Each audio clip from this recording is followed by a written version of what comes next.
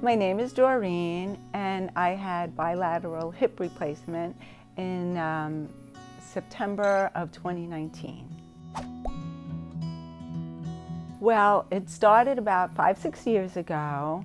I noticed I was experiencing groin pain and I wasn't able to cross my legs.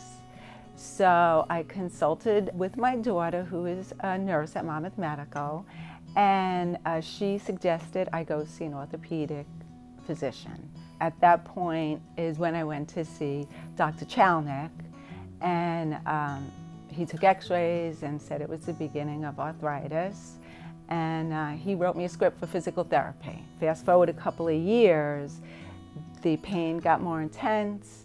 I was limited in my mobility. It was difficult for me to put on my shoes, my socks. To get in and out of a car, I had to pull my leg into the car.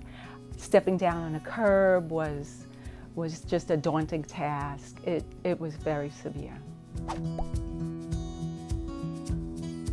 I did go to physical therapy for about 6 months to a year. I did physical therapy. I'm not really that much of a believer in painkillers. I'd rather just go naturally into some type of rehab to better myself. So I didn't really rely on any painkillers. I used to take my Aleve or Tylenol like that, but nothing that was a prescription medicine. And it really wasn't, and my last resort was the surgery. It just progressively got worse. The pain just grew more intense, and my mobility was limited. I had really, to me, I had no quality of life, and I realized it wasn't getting any better.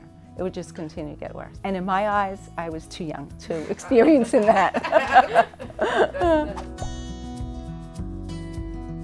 I knew Dr. CHALNICK was a wonderful physician and a stellar surgeon. Through recommendations, I went to him and saw him.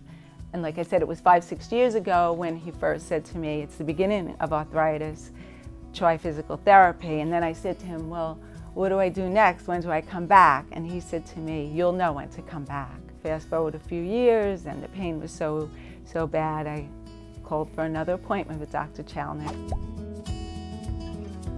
I was shocked, I guess, when he told me I needed to have both my hips replaced. Again, I said, I'm too young to have this.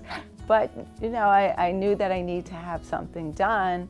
The actual surgery, the day of the surgery, I was very nervous. Dr. CHALNICK, his surgical staff, Monmouth medical staff, they were very consoling, very supportive. Even in the operating room, they were trying to engage me in conversation about my family, about current events, to sort of distract me from, you know, the actual event. The next thing I knew, I was waking up in recovery and being wheeled to my room, and soon after that, they got me up on my feet with a walker.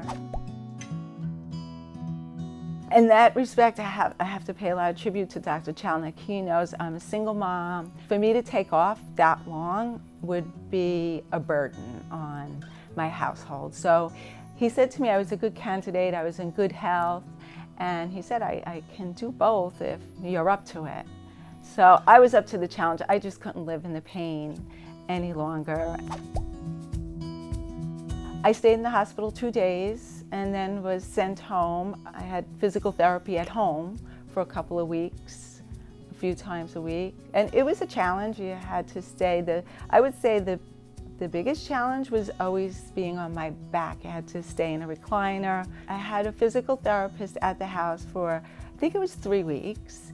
And then after that, I was able to go to outpatient physical therapy. I had friends, neighbors, family bring me. I did that for probably about 6 weeks. Within that time, I had the walker, and then I graduated to a cane, and then I was walking on my own. I was back to work full time.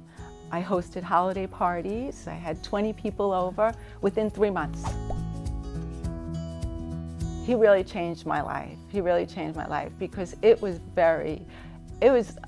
was in a lot of pain before I went in to see him. And after the surgery, when I went in for a follow-up visit, you know, I said, can I hug you? Because I am so thankful for all you have done for me. It is such a wonderful feeling to get out of bed, not be in pain as soon as your feet hit the floor. To this day, as I'm washing the kitchen floor or cleaning the bathroom, I still think, oh, thank you, Dr. Chalnick, that I'm not in pain doing this.